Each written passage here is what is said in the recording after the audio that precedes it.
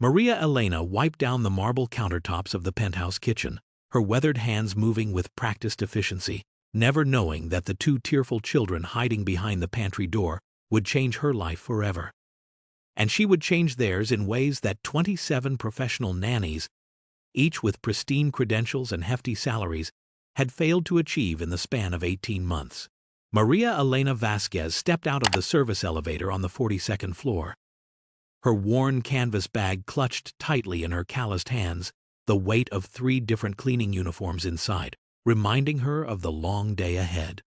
The hallway stretched before her like a gleaming cathedral of marble and gold.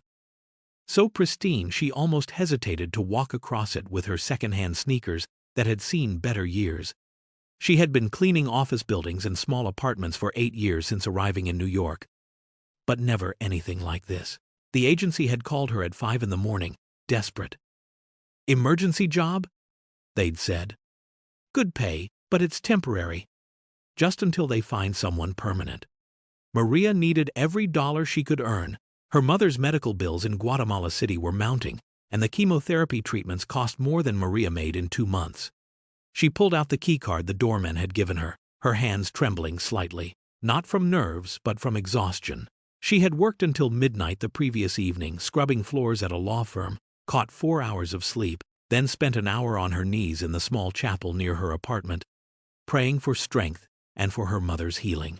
The penthouse door opened with a soft electronic beep, revealing a world that seemed pulled from the pages of a magazine she might glimpse in a doctor's waiting room. Floor-to-ceiling windows framed the Manhattan skyline like paintings worth more than her entire neighborhood. Crystal chandeliers cast rainbow prisms across cream-colored furniture that looked too perfect to ever be used. Maria crossed herself quietly and whispered a small prayer of gratitude. She might only be here for a few days, but this job paid more than her usual 3 cleaning jobs combined. Every surface gleamed, except for the kitchen, where she could see breakfast dishes scattered across the granite island. Somewhere in this palace of glass and marble lived the family she was here to serve. And Maria Elena Vasquez, daughter of a seamstress and a coffee farmer, would clean their home with the same dignity and care she brought to every humble task God placed before her. The sound hit Maria like a physical force the moment she stepped deeper into the penthouse. A cacophony of shouting, crying, and what sounded like furniture being dragged across hardwood floors. Orange juice dripped from the dining room table onto a Persian rug that probably cost more than Maria's annual rent, while cereal scattered across the marble floor like confetti after a violent celebration. A woman in a crisp navy blazer stormed past Maria toward the elevator, her face flushed with anger and exhaustion. 27, the woman muttered, shaking her head as she jabbed the elevator button. 27 qualified nannies. And I lasted exactly 4 hours. Those children are impossible. The elevator doors closed behind her with a soft ding, leaving Maria alone with the chaos. Through the floor-to-ceiling windows that overlooked Central Park, she could see a man pacing frantically. His expensive suit wrinkled, his dark hair disheveled, as he pressed a phone to his ear. "No, Marcus. You don't understand," he was saying, his voice sharp with frustration. "I need the Henderson contract finalized. Today? Not tomorrow. My children just—" He paused, running his free hand through his hair. "Yes, I know it's the 3rd nanny this month. I know." A crash echoed from somewhere deeper in the apartment, followed by the sound of glass breaking and a child's defiant scream. The man, who Maria realized must be Alexander Harrington himself, closed his eyes and took a deep breath. "I have to go," he said into the phone, his voice now heavy with defeat. "Reschedule everything." Through an archway, Maria glimpsed 2 small figures, a boy and a girl with matching dark curls, standing amid the wreckage of what had once been an elegant living room. Couch cushions lay scattered like fallen soldiers. Books pulled from shelves created a paper landscape across the floor, and a lamp lay on its side, its shade dented and torn. The little girl held a permanent marker in her hand, and Maria could see fresh scribbles across the cream-colored wall. They both stared at her with eyes that held too much sadness for children so young.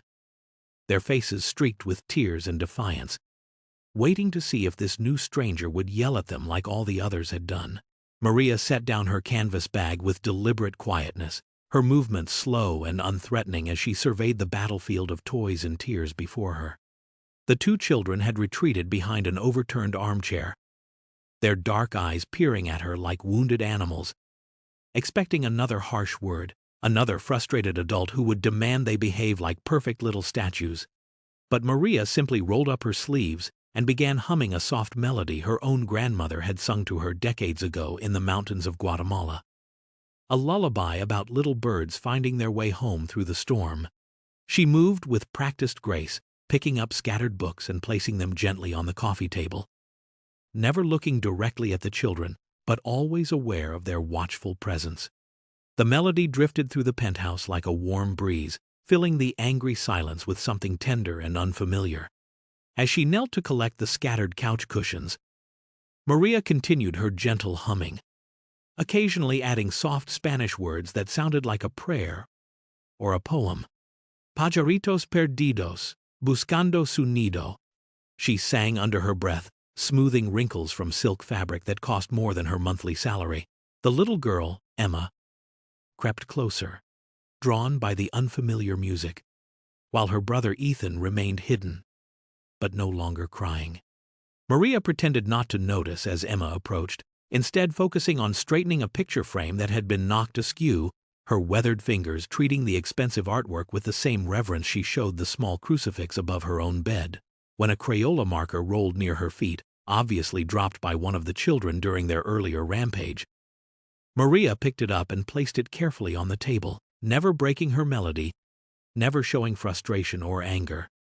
The penthouse gradually grew quieter, the only sounds now, Maria's gentle humming and the soft whisper of her movements as she restored order not through demands or threats, but through the simple act of caring for their space as if it were her own sacred ground. For the first time in months, the twins found themselves in the presence of an adult who didn't seem afraid of them or angry with them, who worked around their pain instead of demanding they push it aside. Emma pressed her small face against the cool leather of the overturned chair, watching the strange woman with the gentle voice who sang like Mama used to sing, and suddenly her chest felt tight with memories she tried so hard to keep buried. Mama had hummed while folding laundry, while making pancakes on Sunday mornings, while brushing Emma's hair before bed, and now this stranger was bringing all those memories flooding back like a dam breaking inside her heart. Beside her, Ethan clutched the broken robot that no nanny had ever bothered to fix, remembering how Mama would sit on the floor with them for hours, building towers and racing cars, how she smelled like vanilla and lavender, how she promised she would always come back when she left for the store that terrible rainy afternoon 2 years ago.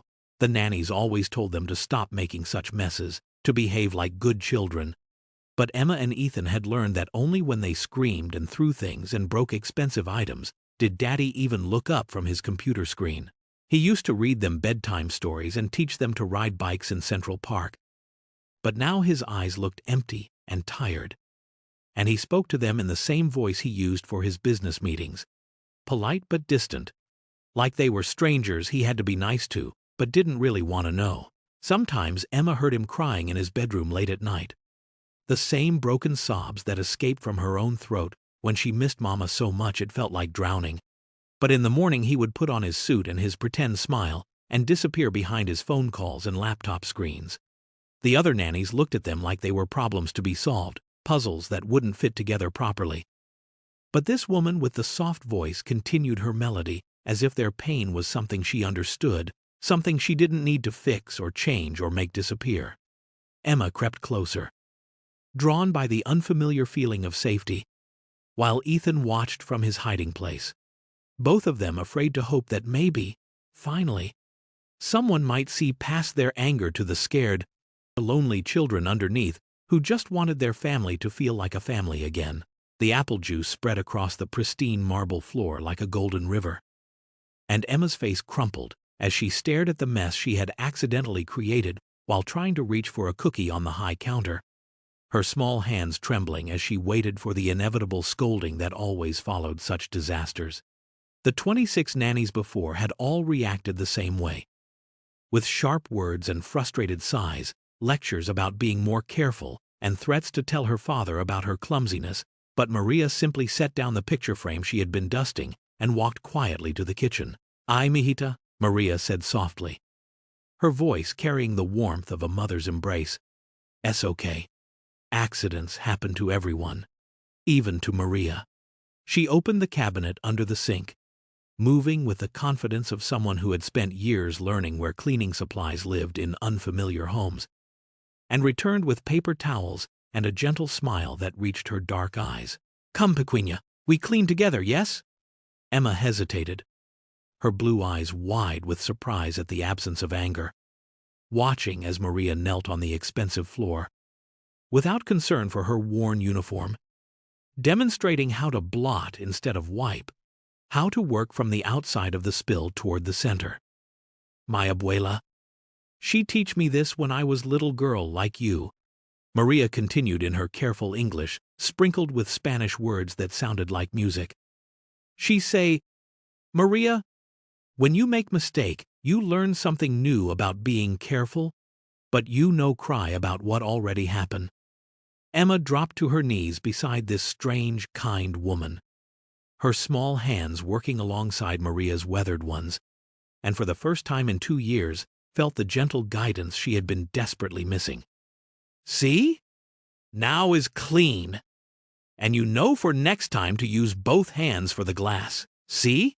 Maria's voice held no judgment, only patient instruction. And when Emma nodded solemnly, Maria reached out and tucked a strand of dark hair behind the little girl's ear with such tenderness that Emma felt something inside her chest begin to unclench, some tight knot of fear and shame loosening just enough to let a tiny breath of hope slip through. Alexander ended his conference call and stepped into the living room to find his daughter kneeling beside the cleaning woman, both of them carefully wiping the marble floor with paper towels. Emma's face serene in a way he hadn't seen since before the accident, and his first instinct was to intervene before another caregiver disappointed his children by inevitably leaving. He said, his voice carrying the authoritative tone he used in boardrooms, causing both Maria and Emma to look up from their task. "I need to speak with you for a moment." Maria rose gracefully, her hands smoothing her simple uniform as she followed him to the kitchen, her eyes respectful but unafraid, while Emma remained on the floor, watching anxiously as another adult conversation began that would probably end with someone walking away. "I appreciate your help with the spill," Alexander began, running his hand through his already disheveled hair. "But I need you to understand that you're here strictly for cleaning services. My children have been through 27 professional nannies, women with degrees in child development and years of experience, and none of them could handle Emma and Ethan. I can't have them getting attached to someone who's only here temporarily." He gestured toward his children, who had both emerged from their hiding places and were now sitting quietly on the restored couch, something that would have been impossible an hour earlier. "These are very difficult children," he continued, his voice heavy with exhaustion and something that might have been shame. "They've been acting out since their mother died. And every expert I've hired has told me they need strict boundaries and professional intervention. Not kindness from someone who—" He paused, looking at Maria's calm, patient face, suddenly aware of how his words might sound. Maria nodded slowly, her dark eyes holding depths of understanding that unsettled him. "Yes, Señor Harrington, I understand," she said quietly, her accented English careful and clear. "I clean your beautiful home very good, I promise." But even as she spoke the words he wanted to hear, her gaze drifted back to Emma and Ethan. And Alexander could see in her expression the same look his wife used to have when she watched their children, a mixture of protectiveness and unconditional love that no professional caregiver had ever displayed. Ethan had been clutching the broken robot for 3 weeks, its arm dangling by a single wire, the battery compartment held shut with a rubber band that kept slipping off. But none of the nannies had bothered to look at it twice, dismissing it as just another piece of expensive junk that rich children broke without caring. Maria noticed him sitting in the corner of the playroom, his small fingers tracing the robot's damaged limb with the careful attention of someone treasuring something precious. and she quietly approached with the roll of clear tape she had found in the kitchen drawer. Settling cross-legged on the carpet beside him without asking permission or making a fuss, she studied the toy with the same serious concentration she gave to everything else, turning it gently in her weathered hands, examining each broken joint and loose wire with the patience of someone who understood that some things were worth saving, even when they seemed beyond repair. "May I?" she asked softly, gesturing toward the robot.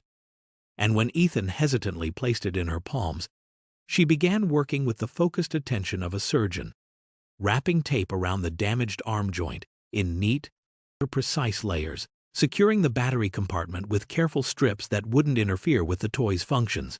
Ethan watched in fascination as Maria's calloused fingers, so different from the manicured hands of the professional caregivers who had passed through their home, moved with surprising delicacy around the small mechanical parts, treating his broken treasure as if it were made of gold instead of plastic and circuits. When she pressed the power button and the robot's eyes lit up blue, whirring softly as it moved its newly repaired arm, Ethan's face transformed with wonder and something deeper, something that had been sleeping inside him for 2 long years. He looked up at Maria with eyes that suddenly seemed less guarded, less afraid, and in a voice barely louder than a breath, whispered the first Spanish word he had ever learned: "Gracias," the syllables falling from his lips like a prayer of gratitude that seemed to surprise him as much as it moved Maria, who had to blink back tears as she gently placed the restored robot back into his eager hands. Maria glanced at the clock on the kitchen wall, its elegant hands pointing to 4:30, and felt the familiar knot of worry tighten in her stomach as she calculated the money she would lose by staying past her scheduled time, the $60 from her evening cleaning job at the law firm that she desperately needed to wire to Guatemala for her mother's next chemotherapy treatment. Emma sat at the dining room table surrounded by crumpled papers and broken crayons, tears of frustration streaming down her cheeks as she stared at math problems that might as well have been written in a foreign language, while Ethan clutched his repaired robot and watched his sister's meltdown with the helpless expression of someone too young to understand why numbers could make people cry. The previous nannies had always left promptly at 4 o'clock, explaining that homework wasn't part of their contracted duties, that Mr. Harrington could hire a tutor if his children needed academic help. But Maria looked at Emma's defeated posture and remembered her own daughter, lost so many years ago, who had struggled with reading until someone finally sat beside her with patience instead of frustration. She pulled out her phone and typed a careful text message to her supervisor at the cleaning company, her thumb hovering over the send button as she weighed her mother's medical needs against the pain of 2 small children who had already lost so much. "No, can work tonight. Family emergency." "Sorry," she typed and sent before she could change her mind. Knowing that losing a regular client might mean weeks of searching for replacement income, might mean asking her mother to delay treatment, might mean choosing between rent money and grocery money again. "Emma, mi corazón," she said gently, settling into the chair beside the little girl. "Sometimes numbers are like puzzles, and puzzles need patience, not tears." She took Emma's small hand in her own worn fingers and guided it to the first problem, speaking in simple English mixed with encouraging Spanish, showing her how to count on her fingers the way Maria's own grandmother had taught her decades ago, in a one-room schoolhouse with dirt floors and hand-me-down textbooks. Maria opened the gleaming stainless steel refrigerator to find containers of untouched gourmet meals, organic quinoa salads and grass-fed beef tenderloin that had been delivered that morning by the expensive catering service Alexander hired. The same elaborate lunches that had been thrown away day after day because Emma and Ethan would rather go hungry than eat food that tasted like fancy restaurants instead of home. She found the children hiding in their bedroom, Emma's stomach audibly growling as she hugged her knees to her chest, Ethan sucking his thumb for the first time since he was 4, both of them looking pale and fragile in a way that had nothing to do with grief and everything to do with not eating properly for weeks. "Niños," Maria said softly, kneeling beside their bed. "When did you last eat something?" Emma shrugged with the practiced indifference of a child who had learned that adults stopped asking if you didn't answer. But her eyes betrayed the hunger she was trying to hide, the same hollow look Maria had seen in her own mirror during the hardest months after arriving in America. Without a word, Maria returned to her canvas bag and pulled out the small container she had packed for her own lunch.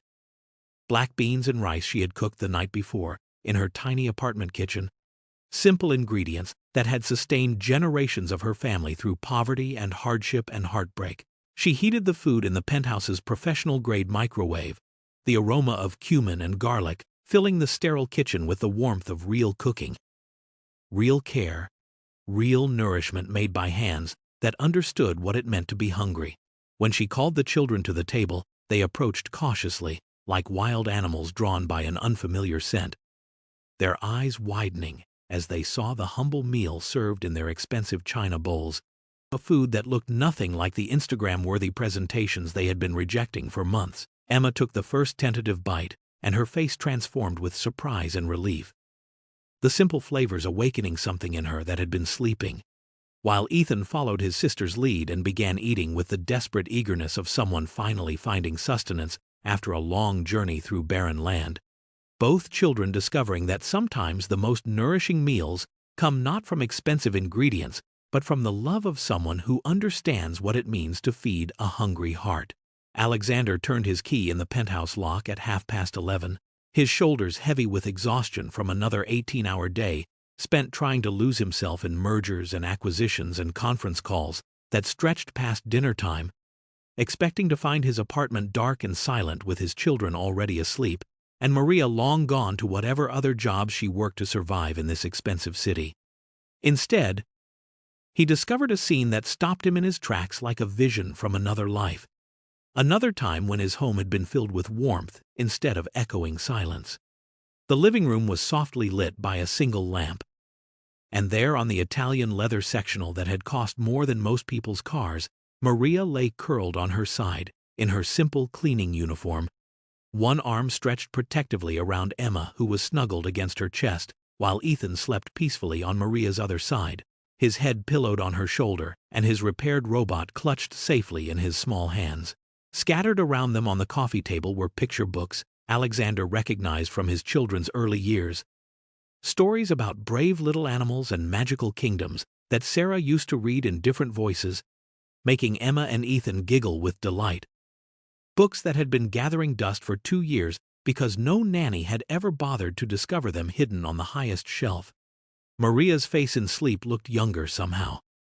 The worry lines softened, her weathered hands gentle, even in unconsciousness as they cradled his children with the instinctive protectiveness of someone born to nurture, someone who understood that caring for the young was sacred work that couldn't be measured in hourly wages or professional credentials. Alexander stood frozen in his own doorway, afraid to breathe too loudly and break the spell of peace that had settled over his broken family. Afraid to examine too closely the way his chest tightened with something that felt dangerously like hope. Afraid to acknowledge that this humble woman with her broken English and second-hand clothes had accomplished in one day what 27 trained professionals had failed to achieve in 18 months. Afraid most of all to admit that seeing his children truly rest for the first time since the funeral made him realize just how much they had all been merely surviving instead of living. While organizing Emma's bedroom the next morning, Maria discovered a shoebox hidden beneath a pile of stuffed animals in the closet, its edges worn from frequent handling, and when she gently lifted the lid expecting to find childhood treasures like pretty rocks or hair ribbons, her heart broke at the sight of dozens of folded papers covered in a 6-year-old's careful handwriting, each one beginning with the same devastating words, "Dear Mama in Heaven." The first letter read in Emma's precise printing, "I miss you so much. It makes my tummy hurt, and I drew you a picture of our family but I couldn't remember how to draw your smile right. And that made me cry." Maria's hands trembled as she read letter after letter, each one a window into the profound grief that Emma had been carrying alone. Stories about her day at school, questions about whether angels could see children from heaven, apologies for being bad and making Daddy sad, desperate bargains with God to bring Mama back in exchange for Emma's toys or birthday presents, or promise to never be naughty again. "I try to take care of Ethan like you told me to," another letter revealed.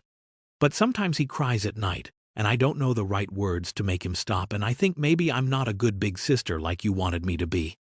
The dates on the letters spanned 2 years, marking birthdays and Christmas mornings and first days of school, where Emma had poured her heart onto paper because she had no one else who would listen to her talk about the woman who used to braid her hair and sing lullabies and promise that everything would be okay. Maria carefully refolded each letter, understanding now why Emma's eyes held such ancient sadness, why both children had been acting out with increasing desperation, why 27 professional caregivers had failed to reach them. Because no one had recognized that their behavior wasn't defiance, but rather the wild thrashing of children drowning in unprocessed grief. She thought of her own daughter, lost so many years ago, and remembered how the pain had felt like a living thing inside her chest. How she had written letters to God and to her child, and to anyone who might help her understand why love had to hurt so much. And she knew with absolute certainty that these precious children needed more than discipline or distraction. They needed someone who understood that healing begins with being heard. That afternoon, as Emma sat quietly at the kitchen table drawing another picture for her hidden collection of letters, Maria settled beside her with a small, faded photograph she had carried in her wallet for 15 years, its edges softened by countless careful touches, and placed it gently on the marble surface between them. "This is my Esperanza," Maria said softly, her voice carrying the weight of years of carefully contained sorrow. "She was 7 years old, like you almost, when God called her home to heaven." Emma's crayon stopped moving across the paper as she stared at the image of a little girl with Maria's dark eyes and gentle smile, wearing a yellow dress and holding a small wooden doll, her expression so full of life and joy that it made Emma's chest feel tight with recognition. Ethan appeared beside them as if drawn by some invisible thread, climbing onto the chair next to Maria and reaching out with one small finger to trace the edge of the photograph with the reverence children reserve for sacred things. "She get very sick," Maria continued, her broken English made more poignant by the raw honesty in her voice. "And I pray and pray to La Virgin. I promise everything I have if she get better, but sometimes God has different plan than what we want." Emma looked up from the photograph to study Maria's face, seeing for the first time an adult who understood the particular kind of emptiness that comes from having someone precious simply disappear from your world. Someone who knew what it felt like to keep loving a person you could no longer touch, or hear, or hold. "You write letters to your mama, see?" Maria asked gently. And when Emma's eyes widened with surprise and fear at being discovered, Maria reached out and touched the little girl's hand with infinite tenderness. "Is okay, mi amor. I write letters too, to my Esperanza. Tell her about my life here. About people I meet who have beautiful hearts like yours." Ethan leaned against Maria's arm, his small body seeking comfort from someone who had walked the same dark path they were traveling. And for the first time since their mother's death, both children felt the profound relief of being understood not just as problems to be solved, but as fellow travelers in the difficult journey of learning to love someone you can no longer see. Within days, Emma and Ethan had become Maria's constant shadows, trailing behind her from room to room with the devotion of ducklings following their mother, their small hands reaching for dust cloths and spray bottles as they begged to help with tasks that had once been Maria's solitary work.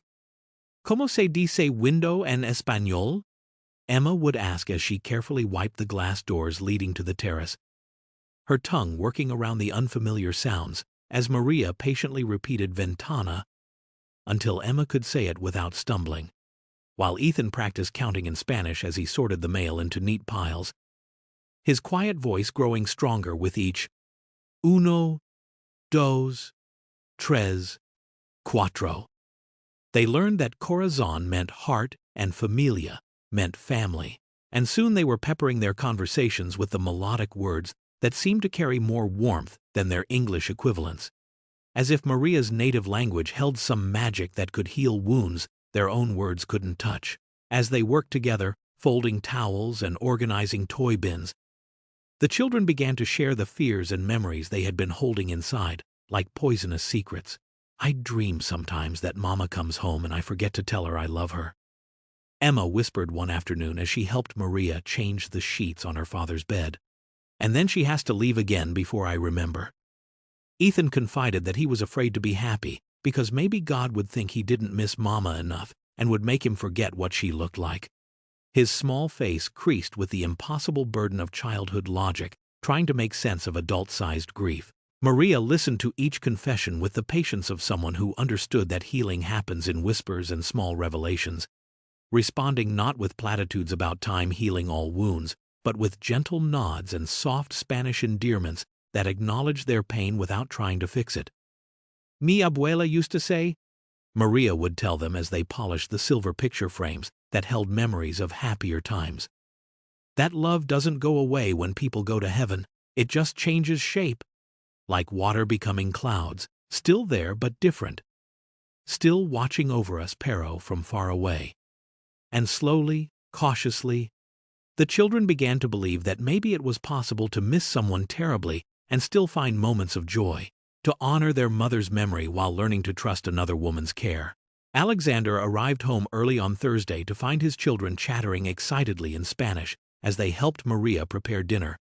Emma standing on a step stool to stir a pot of rice while Ethan carefully measured beans into a colander. Both of them more animated and joyful than he had seen them since before the funeral. And instead of relief, he felt a sharp stab of something that might have been jealousy or fear, or the terrible recognition that his children had found what they needed from someone else.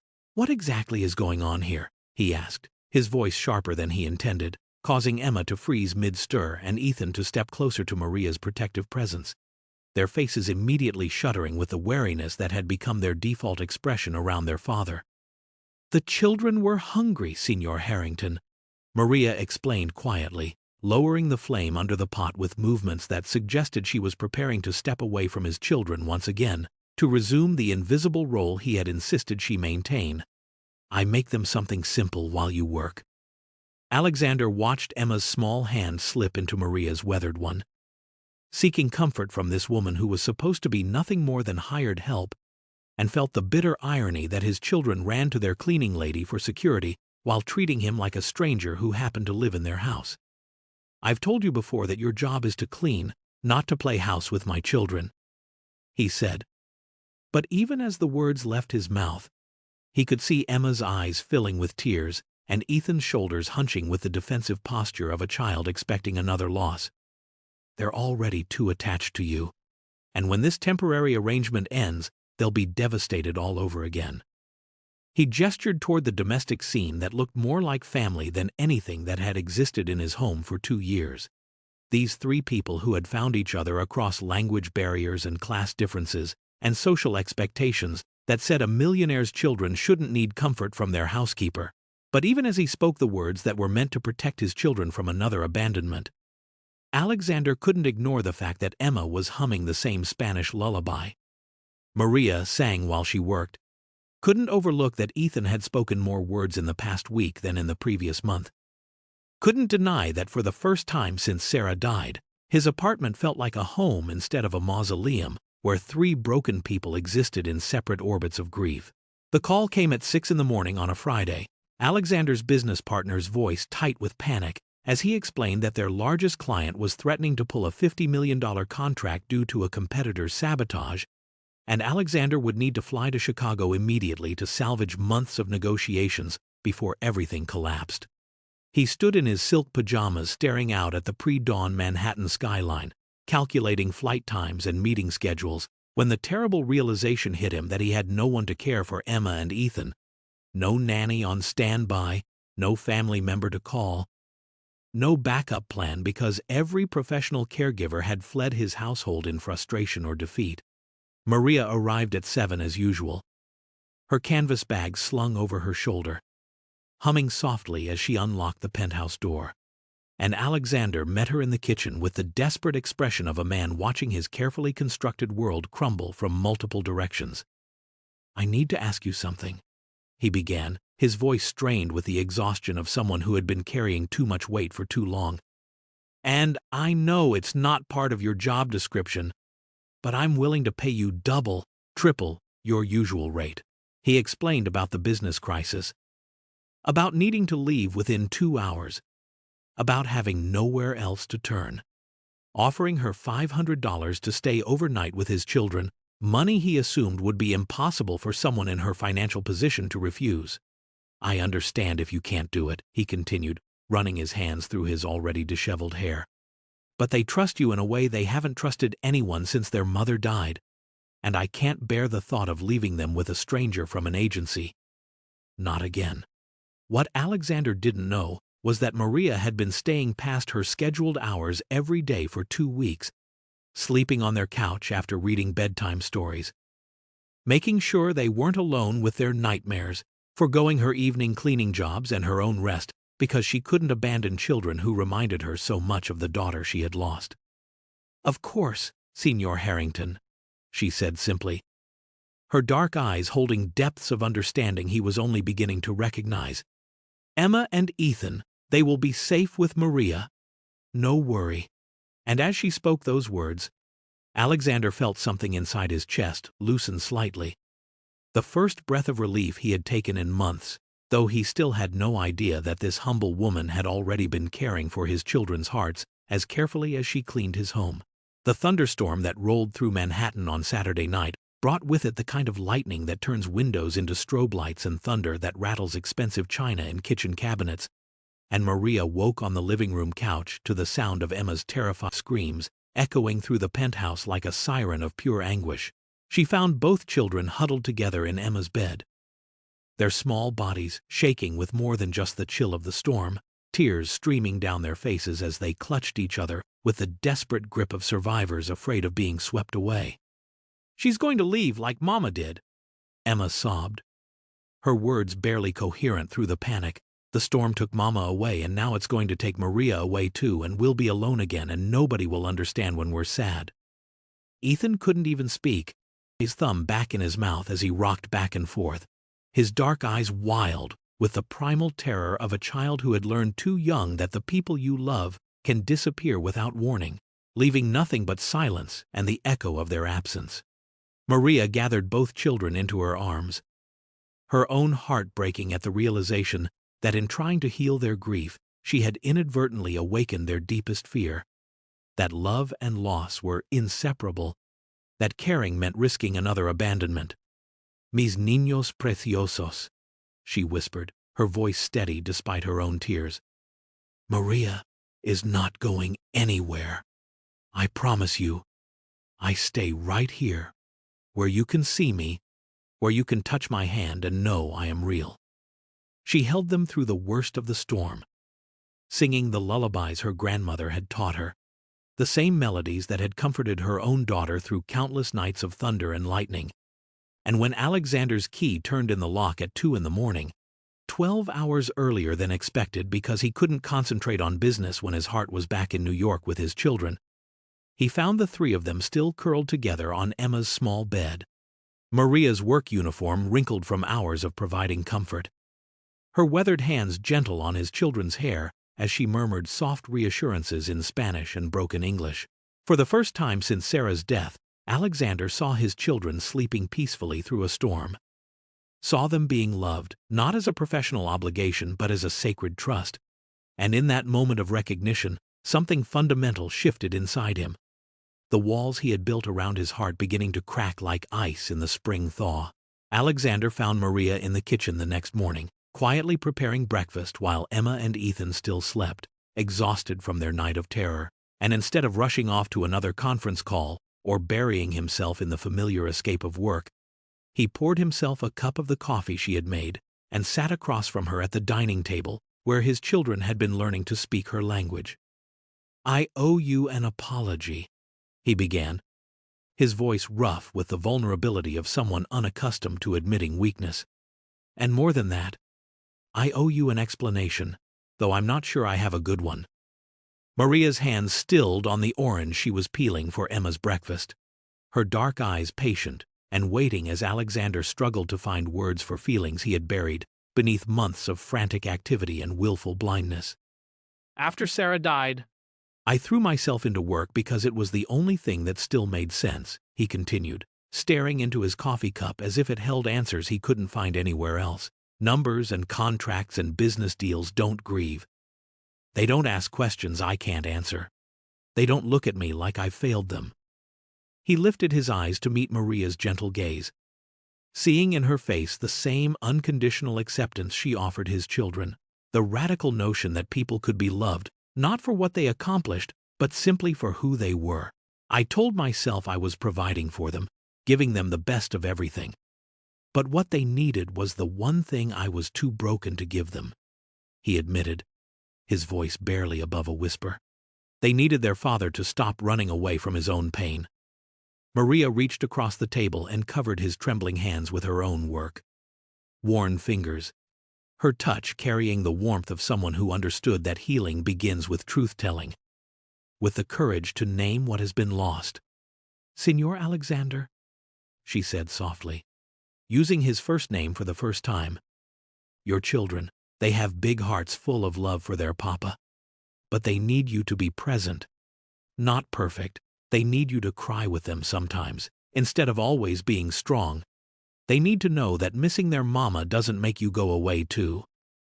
She spoke with the gentle authority of someone who had walked through the valley of grief and emerged with wisdom earned through suffering, suggesting that perhaps the twins needed professional help to process their trauma. But more than that, they needed their father to stop hiding behind his guilt and fear long enough to truly see them, to love them not despite their brokenness, but because of their courage in continuing to hope for connection, despite everything they had endured. The following Monday morning, for the first time in 18 months, Alexander called his assistant and cleared his entire calendar, ignoring the shocked protests about important meetings and urgent deadlines, as he hung up the phone and turned to find Maria teaching Emma and Ethan how to make pancakes, their small hands covered in flour as they giggled at their clumsy attempts to flip the golden circles without breaking them. "Can I help?" he asked tentatively, feeling like a stranger in his own kitchen. And Maria smiled as she handed him an apron, guiding him to stand beside Ethan and showing them both how to test if the pan was ready by sprinkling drops of water that danced and sizzled on the hot surface. Under Maria's patient guidance, Alexander began to discover his children all over again, learning that Emma loved to tell elaborate stories about the adventures of her stuffed animals, that Ethan was fascinated by how things worked and could spend hours taking apart and rebuilding his toys, that both of them had inherited Sarah's quick wit and gentle humor, but had been too afraid to show it to their grief-stricken father. They spent the week doing simple things together, building blanket forts in the living room while Maria worked nearby, reading the picture books that had been gathering dust, taking walks in Central Park where Alexander pushed them on swings, and listened as they chattered about their dreams and fears in the mixture of English and Spanish that had become their new family language. Maria watched from her quiet corner as Alexander slowly learned to be present instead of perfect, to sit with his children's sadness instead of trying to fix it, to share his own tears when he missed Sarah instead of pretending he had moved on. And gradually the penthouse began to fill with something it had been missing since the funeral, the sound of genuine laughter and spontaneous hugs and conversations that meandered through topics both silly and profound. By the end of the week, Emma was showing her father the secret box of letters to her mother, trusting him with her deepest grief, while Ethan began speaking in full sentences again, his voice growing stronger as he realized that expressing his feelings wouldn't drive his father away. And Alexander discovered that the more present he became with his children's pain, the lighter his own burden felt, as if sharing the weight of loss had somehow made it bearable for all of them, with Maria serving as their gentle guide back to each other and back to the possibility that their broken family could learn to love differently but no less deeply than before.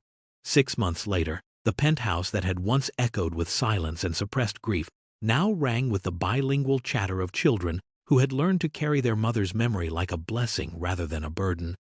Emma reading bedtime stories to her stuffed animals in perfect Spanish, while Ethan built elaborate robot cities and explained their functions to anyone who would listen in the confident voice of a boy who knew he was heard, valued. Alexander had restructured his entire life around the revolutionary concept that presence mattered more than profit margins, working from home 3 days a week and ending every business call by 5 o'clock, so he could help with homework and hear about playground adventures and the daily dramas that make up the rich tapestry of childhood when adults actually pay attention. Maria no longer wore a cleaning uniform but instead moved through the penthouse as the family's official manager and unofficial heart, her weathered hands now adorned with the gold bracelet Alexander had given her for Christmas, engraved with the words "Familia es todo," because she had taught them all that family is indeed everything, and her financial worries had disappeared along with her mother's medical debt, paid in full by the man who had finally learned to recognize a miracle when it appeared in his kitchen singing lullabies. The letters Emma once wrote in secret to her deceased mother had evolved into a beautiful ritual shared by the whole family. Weekly conversations where they would light a candle and tell Sarah about their week, about Emma's progress in her Spanish classes, and Ethan's latest inventions, and Alexander's growing understanding that grief doesn't end but transforms into a different kind of love, one that includes rather than excludes new forms of caring. Maria's own mother had not only survived her illness but had moved to New York to live in the small apartment Alexander had secured for her 2 blocks from the penthouse, where she spent her days teaching Emma and Ethan traditional Guatemalan recipes and stories, weaving their heritage into the fabric of their daily lives, while Maria finally had the chance to mother children again, to pour all the love she had stored up during years of loss into hearts that desperately needed her particular form of patient, unconditional care. On Sunday evenings, they would gather around the dining table that had once been a battlefield of scattered homework and untouched gourmet meals, now transformed into the center of a home where English and Spanish flowed together like streams joining a river, where a tech mogul and a former cleaning lady, and 2 children who had almost forgotten how to trust, had built something entirely new from the fragments of their separate grief, proving that the most profound healing often comes not from professional expertise, but from the simple recognition that every human heart, no matter how wounded, contains an infinite capacity for love when it finds the right hands to hold it safely.